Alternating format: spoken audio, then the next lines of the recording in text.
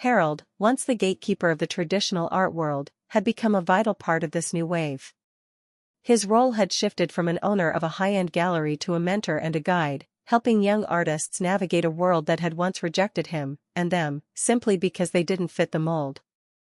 Together, he and Elijah had created a legacy that would stand the test of time. A lasting impact. As the years went by, the Horizon Collective became synonymous with innovation and inclusivity in the art world. Elijah's vision had reshaped the way art was created, experienced, and valued. The gallery was not just a physical space, it was a symbol of the power of community, authenticity, and the importance of diversity in all its forms. It became a testament to the idea that art was not just for the elite, but for everyone, regardless of background or privilege. And as Elijah stood at the opening of yet another sold-out exhibition, watching young artists, many of whom had once been told they didn't belong, greet their audiences with pride, he knew that the legacy they had created was more than just about art. It was about changing the world. With Harold by his side, Elijah had not only transformed a gallery. They had transformed an entire industry, one that now recognized that art was more than just a commodity, it was a tool for change. And in that change, the Horizon Collective had created a space where the voices of the unheard could finally rise. Together, they had built something that would endure, a legacy of inclusivity, innovation, and the belief that art could, and should, speak to the truth of who we are. The program was an immediate success, drawing the attention of artists from across the country who were eager to be part of this inclusive, innovative space. Elijah made it clear that the Horizon Collective wasn't just about selling art, it was about fostering a community. It wasn't just about creating pieces for collectors to hang on their walls, it was about creating a movement that would change the way people thought about art. For Elijah, this gallery was about empowering artists to speak their truth, to share their stories, and to make art that wasn't dictated by trends or by commercial interests. It was about finding beauty in the raw, the imperfect, and the authentic. Harold's role in the new vision. Though the gallery had shifted hands, Harold remained involved. Humble and reflective, Harold understood that his time at the helm of the gallery was over. But he didn't walk away completely. Instead, he offered to mentor the young artists coming through the Horizon Collective, using his experience to help guide them through the often intimidating art market. Harold spent his days working alongside the young artists, teaching them how to build a portfolio, navigate exhibitions, and work with collectors. But more importantly, he listened to them. He learned about the struggles they had faced in getting their art recognized, about the battles they had fought to be seen, and about the courage it took to keep creating in a world that often ignored them. He realized that the art world needed more than just polished works, it needed authenticity, rawness, and voices that represented the true diversity of human experience. Through his mentorship, Harold began to see that the future of art wasn't about exclusivity, it was about inclusivity. It was about celebrating diversity and creating spaces where anyone could find a voice. The Horizon Collective wasn't just a gallery, it was a movement, a place where artists could be true to themselves, and where the world could finally see the beauty in their stories. The legacy of change. As the Horizon Collective flourished, so did its impact on the broader art world. The gallery hosted high-profile exhibitions, drawing attention from collectors, critics, and institutions. But what set the Horizon Collective apart from traditional galleries was its commitment to supporting artists who had been excluded from the mainstream art scene. The gallery became a platform for artists of color, LGBTQ+ artists, and others whose voices had often been marginalized. Through its residency programs and exhibitions, the gallery helped launch the careers of countless emerging artists who had once been told their work wasn't good enough, refined enough, or marketable enough. These artists were now receiving the recognition they deserved, thanks to the Horizon Collective and Elijah's dedication to amplifying voices that had been silenced for far too long. The Art Horizon auction had forever changed the course of the art world, but it also marked a turning point for Harold Devereux. By the time the gavel had fallen on Elijah Mercer's last piece, and the applause had subsided, Harold was left to reflect on the seismic shift that had just taken place. What had started as an attempt to save his gallery had instead ended in a complete redefinition of what art could be, and where it could come from. In the days following the auction, Elijah reached out with an unexpected proposition. He wanted to buy Devereux Gallery. Harold's heart raced at the thought. The gallery he had built over decades was on the brink of financial ruin, and the idea of passing it into the hands of someone else, especially someone like Elijah, who had once been dismissed as too raw, was both humbling and terrifying. But Elijah's vision was undeniable. "I want to create a space where artists who have been ignored by the traditional art world can thrive," Elijah said during their meeting. "A place where emerging voices can be heard and celebrated for their authenticity, not their pedigree. A place where art is about telling real stories, stories of struggle, resilience, and hope." Harold, still stunned by the success of the auction, could see the brilliance in Elijah's vision. He had been so focused on maintaining the exclusivity and tradition of his gallery that he had overlooked the power of art to push boundaries, to represent the diversity of experiences that shaped society. Elijah wasn't just buying the gallery for its reputation or prestige, he was buying it to change the way art was experienced, valued, and shared with the world. In a moment of humility, Harold agreed to the sale. The gallery, once a bastion of exclusivity, would now be reborn under Elijah's leadership. It would become the Horizon Collective, a space dedicated to supporting underrepresented and emerging artists. For Harold, it was a chance to make amends for his past mistakes and to contribute to something greater than his own success. A new beginning. The transformation of Devereux Gallery into the Horizon Collective was immediate and dramatic. The once sterile white walls were now alive with color, texture, and meaning.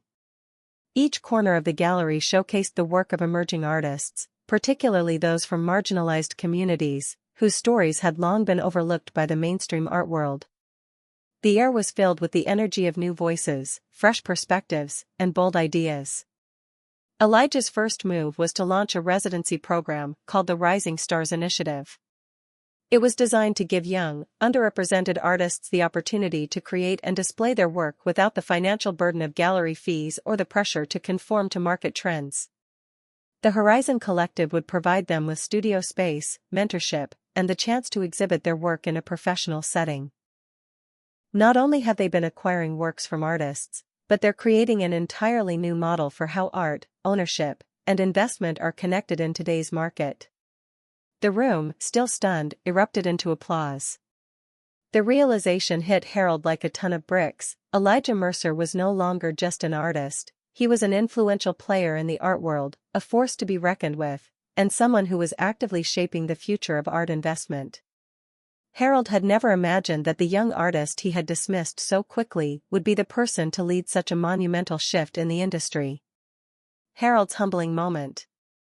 Harold stood at the back of the room, his eyes locked on Elijah as the applause rang through the hall. The room was buzzing with a new level of excitement, but Harold could barely hear the noise. All he could think was, "I was wrong. I was so wrong." He had thought that the future of the art world belonged to the elite collectors and high-end galleries like his, the ones that dealt in traditional art and catered to a privileged audience. He had assumed that only the works of established artists, with their pedigrees and prestigious credentials, could hold real value. But Elijah's rise had proven him completely wrong. Elijah had shown him that the art world was changing, and it was no longer a world where exclusivity was the defining trait. The new wave of art wasn't about pedigree, it was about authenticity, vision, and power. And Elijah had found a way to wield all three. Elijah's art had not just brought in staggering sums at the auction, it had brought with it a new way of thinking about art, its value, and its place in society. Through his art, Elijah had given voice to stories that had been marginalized, showing the world that there was real power in raw, emotional work. But now, through his investments, Elijah had shown that art wasn't just something to be bought and sold for profit, it was a tool for change. As the auction wound down and the guests began to filter out of the room, Harold was left to reflect on the immense shift that had taken place. The gallery world that had once been ruled by exclusivity and elitism was now being overhauled by artists like Elijah, artists who didn't just create art but reshaped the very systems that governed it. Elijah Mercer had not only transformed the auction, he had begun to transform the entire art world. And Harold realized that, for the first time, he wasn't just watching history being made, he was witnessing the dawn of a new era in art. The auctioneer's voice grew louder with every bid, the price climbing past $10 million, $15 million, and finally $18 million, before the hammer fell. Elijah's work was not only the centerpiece of the auction, it was driving the entire event. And as Harold stood frozen, watching the proceeds pour in from Elijah's pieces, he began to question everything he had ever thought about the art market. What had I missed? Harold thought. Why was this work, this raw, emotional art, speaking to these collectors in ways that my polished, traditional pieces never could? The final piece from Elijah's collection, Eclipsed Horizons, was another triumph, capturing the chaos and beauty of a world out of balance. As the bidding for Eclipsed Horizons surged beyond $20 million, Harold couldn't help but feel the gravity of the situation. This wasn't just an auction, this was a transformative moment in the art world, and Elijah Mercer was at the center of it all. The unexpected twist. Just as the last of Elijah's pieces was sold, and the applause began to settle, the auctioneer stood once more, holding up his gavel.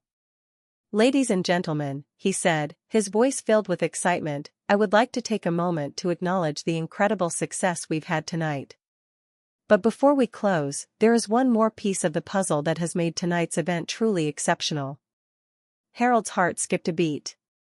The gavel hadn't fallen yet, but something in the auctioneer's tone suggested there was more to come, something that Harold hadn't expected. "We've seen record-breaking sales for Mr. Elijah Mercer's works," the auctioneer continued, a hint of admiration in his voice. "But what many of you don't know is that Mr. Mercer is not just a remarkable artist. He is also a key figure in tonight's auction, not only through his contributions as an artist but also as a major buyer." The room fell silent. The guests exchanged confused glances, murmuring softly. Harold's mind raced, and he looked around the room, trying to process what the auctioneer was saying. "That's right," the auctioneer said, his eyes now focused on Elijah, who was standing at the back of the room with his usual calm demeanor. "In addition to being the star of tonight's auction, Mr. Mercer has been part of a collective of investors who have made significant purchases of some of the most important works in tonight's sale." Harold's jaw dropped as the revelation sank in. Elijah Mercer, the artist whose work Harold had so easily dismissed, wasn't just a passive participant in the auction. He was one of the driving forces behind the night's success, a major buyer whose collective influence had not only ensured the success of his own work, but had impacted the entire event. The auctioneer continued, "Mr. Mercer and his collective are reshaping the way we think about art investment. Their involvement has made tonight's auction one of the most successful and transformative in history." As the auction wound down, Harold could see that the evening had shifted entirely. The excitement in the room had reached a fever pitch. The guests weren't just buying art, they were buying into something bigger. They weren't just collecting pieces, they were becoming part of a movement. And then, just as the final lots were being sold, the auctioneer paused for a moment, turning to address the crowd. "Before we close, I want to take a moment to recognize a key figure in tonight's success," the auctioneer said. "Mr. Elijah Mercer's work has not only captured the attention of collectors worldwide, but he is also involved in tonight's auction as a major buyer." The room went silent for a moment as the announcement sank in. "That's right," the auctioneer continued. "Elijah Mercer, in addition to being a celebrated artist, has acquired several works tonight as part of a collective investment group that's redefining the way we think about art, ownership, and culture. His involvement in this auction has been instrumental in making tonight's event one of the most successful in history." The applause was immediate and resounding. Elijah rose from his seat, acknowledging the crowd with a simple nod. He wasn't just an artist anymore, he was a key player in the future of the art market. Harold stood in the back, completely humbled. "I thought I was the gatekeeper," he thought. "But Elijah, he's the one who's changing the game." As the crowd continued to cheer, Harold knew one thing for certain: everything had changed.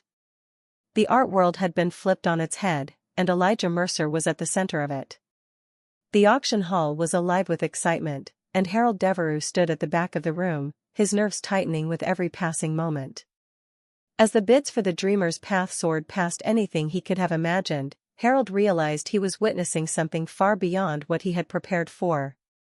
He had assumed Elijah Mercer's inclusion in the Art Horizon auction would bring a touch of diversity, perhaps even generate some buzz, but he never anticipated that Elijah's work would steal the entire spotlight. Harold watched as the numbers climbed higher and higher, far exceeding the expected price tags for the pieces in the event. The first sale of the Dreamer's Path, a powerful, surreal piece by the young black artist, had set the tone for the night. The painting, with its striking imagery of a figure walking down a glowing path beneath swirling stars, had already sold for $15 million, sending waves of disbelief throughout the room. It was a staggering sum, far above Harold's expectations, and the evening had barely begun. But then came Roots of Resilience, a masterpiece depicting a black woman standing strong in the face of a violent storm. The crowd's enthusiasm for Elijah's work was palpable, and the bidding erupted immediately, each new bid more intense than the last. The market was changing, and the old ways of doing business in the art world were becoming obsolete. Galleries like his, which had long catered to the well-off elite and adhered to tradition, were finding it harder to keep up.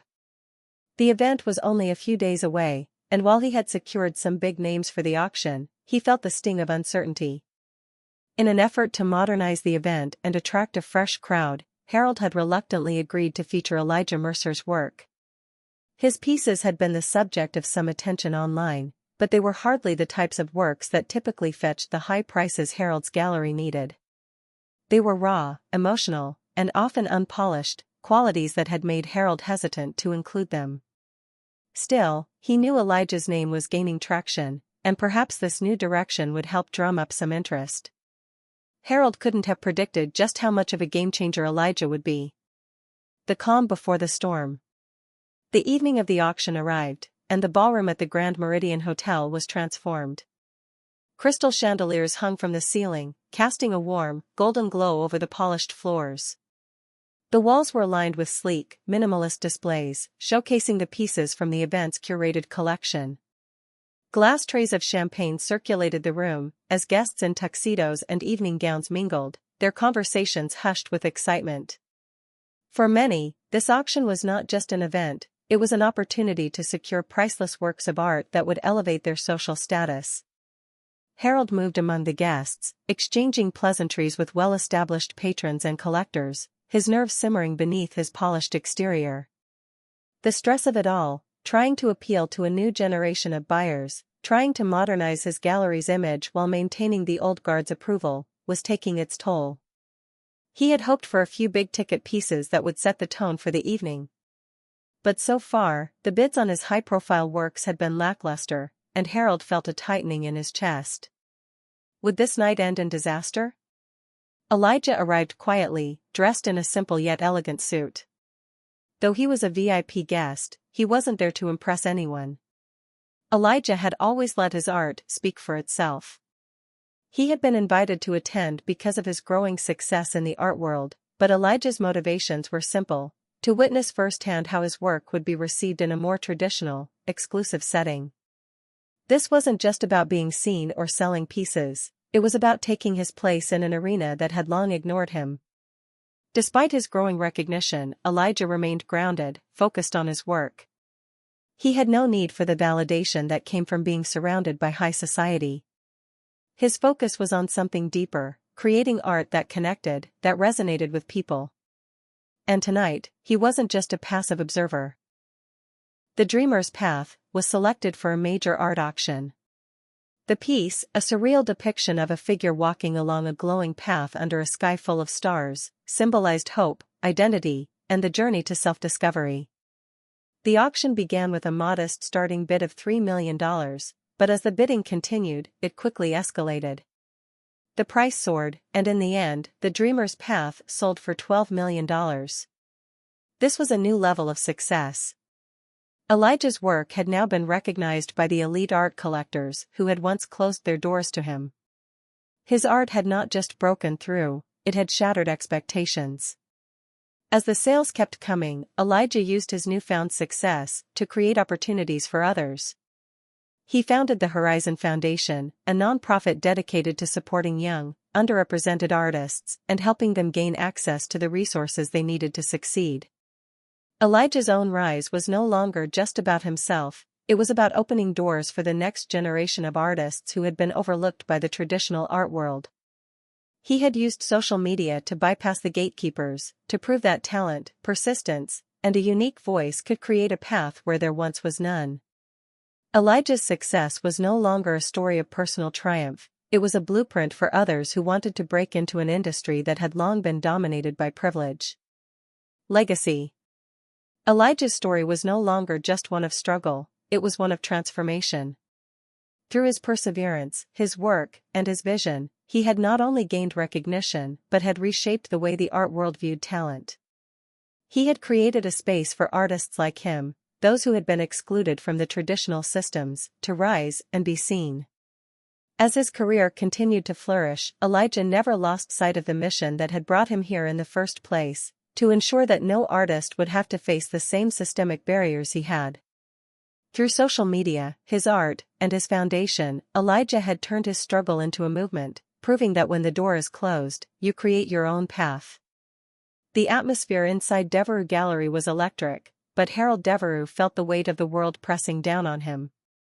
The Art Horizon auction was a last-ditch effort to save his gallery from financial ruin. For months, Harold had been trying to secure the perfect pieces for the event, curating a collection that would appeal to the wealthiest collectors and most influential critics in the art world. If this auction didn't succeed, the gallery's future was uncertain at best. Harold had invited the usual patrons, wealthy buyers who trusted his taste, curators from high-end museums, and famous artists who could draw in a crowd. The auction was set to take place in the Grand Meridian Hotel, a venue known for hosting the elite of the art world. But despite his careful planning and the meticulously chosen works from well-established names, something gnawed at Harold. As Elijah's rejections piled up, he turned to the one platform that could give him a chance to be seen without the approval of gatekeepers. The world was changing, and the digital landscape was opening new avenues for artists to share their work directly with the public, bypassing the traditional galleries and art institutions. Platforms like Instagram, which had become a powerful tool for artists to showcase their work, held the key to what Elijah needed: visibility. Elijah dove into the world of social media, sharing his paintings with an authenticity that resonated with people. His Instagram feed became a reflection of his journey, paintings of hope, struggle, identity, and resilience, each piece telling a story, each post a personal message to his followers. He didn't just post pictures of his work, he shared the stories behind each piece, the inspiration from his community, the people who had shaped him, and the struggles he had witnessed in his life. He used hashtags to connect with other artists and collectors, and soon, people started to take notice. It wasn't long before one of Elijah's pieces, Roots of Resilience, caught the attention of an influential art critic who had a large online following. The critic shared the piece on his feed with a glowing review, calling Elijah's work a powerful portrayal of strength in the face of adversity. The post went viral. Within hours, Elijah's follower count exploded, and messages began pouring in from art lovers, critics, and even collectors, eager to purchase his work. Martin Greaves, a renowned art collector known for discovering emerging talent, was one of the first to reach out. He offered to buy Roots of Resilience for $25,000, a sum that far exceeded anything Elijah had ever imagined. This was more than just money. It was validation. It was proof that his art, his voice, had value in the world. Martin didn't just see the potential in Elijah's work, he understood the story behind it, the heart and soul that went into every brushstroke. With the sale of Roots of Resilience, Elijah's career began to shift. He was invited to virtual art exhibitions, featured in art publications, and started to build a name for himself within the online art community. His success wasn't built on traditional systems, but rather on his ability to connect with an audience that saw the value in his work. The next breakthrough came when Elijah was invited to showcase his work at a well-known art fair in New York. The fair, though modest, was a gathering of collectors and curators who were interested in discovering new voices. Elijah's work was featured alongside other emerging artists, and his pieces sold faster than anyone could have expected. But more importantly, Elijah began to make connections with other artists, gallerists, and investors who saw the potential in him. Breaking through. Elijah's breakthrough moment came when his painting. His mother, a nurse who spent more hours than she'd ever liked to admit caring for others, always made time to encourage Elijah's creativity, even when the world seemed too busy to care about dreams. Elijah had always been drawn to art, using drawing and painting as an escape from the complexities of his environment. While his peers were preoccupied with the tangible struggles of everyday life, making ends meet, avoiding the ever-present threat of violence in their community, Elijah turned to his canvases to express what words could not. His art wasn't about escapism, it was about finding strength in the storm. It was about capturing the emotions, struggles, and victories of everyday people. Elijah's work depicted a rawness that most wouldn't have understood. He painted the faces of his community, the mothers, the fathers, the children, and the elderly, each person's story told in vibrant color, full of pain, joy, and hope.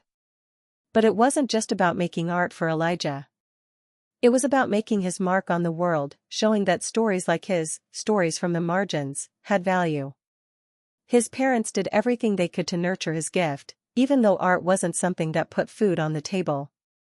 Elijah's mother would bring home old art magazines, some with dog-eared pages and others with faint traces of coffee stains, but she would always point to the artists in those pages and say, "You're just as capable as them, Elijah. You just have to find your way." Despite the encouragement from his family, Elijah quickly learned that the road to becoming a successful artist was not paved with love and hard work. It was filled with rejection and closed doors. When Elijah graduated from high school, he dreamed of attending a prestigious art school. But applying to those institutions, no matter how many hours he spent perfecting his portfolio, always ended in the same outcome: rejection. The reasons varied: "Your work doesn't fit our aesthetic, we're looking for a more refined style," or, "More often than not, we believe you need more technical training." The rejections weren't just personal, they were a reminder of the systemic barriers Elijah faced. The art world, dominated by wealthy elites, often had little place for artists who didn't come from the right schools, backgrounds, or social circles. It was clear that the art world was shaped by a very narrow set of standards. Elijah's work, emotional and raw, didn't fit the mold. It wasn't about pretty or polished, it was about truth. The truth that people in his community lived every day, struggling against the weight of society's expectations and limitations. With every rejection, Elijah's frustration grew, but it also fueled his desire to prove that his art had value, that the stories he was telling were worth hearing. He wasn't willing to accept that his work didn't belong. The digital shift. It's about telling stories of survival, stories that are often overlooked. Harold looked him over once more, his gaze lingering a moment too long on Elijah's modest, but carefully chosen outfit, a black suit, worn but well kept, nothing like the expensive, designer attire many of the gallery's patrons wore. Harold's eyes narrowed as if Elijah's appearance alone was enough to dismiss him. "Right," Harold said dismissively, standing up from his desk and motioning toward the portfolio. "I'm afraid we're not really in the business of showcasing, how should I put it? Unrefined pieces like yours. Our clients prefer something more sophisticated, something that speaks to a higher aesthetic." Elijah's stomach tightened, but he held his ground. "I believe my work has depth. It speaks to something much more than just aesthetics." Harold didn't seem interested. He turned slightly toward the door of his office, as though to signal the conversation was over. "Perhaps you should try somewhere else. A community center or a coffee shop might appreciate these kinds of pieces," he said, his tone almost mocking. "We focus on a very different market here, Mr. Mercer." Elijah felt the sting of the dismissal. It wasn't just the rejection, it was the clear implication that his art was not worth considering. That his work, his voice, his experience were not valid in the context of this space. He closed his portfolio slowly, trying not to let the wave of humiliation overwhelm him. "Thank you for your time," Elijah said quietly, his voice measured, despite the anger that was bubbling beneath the surface.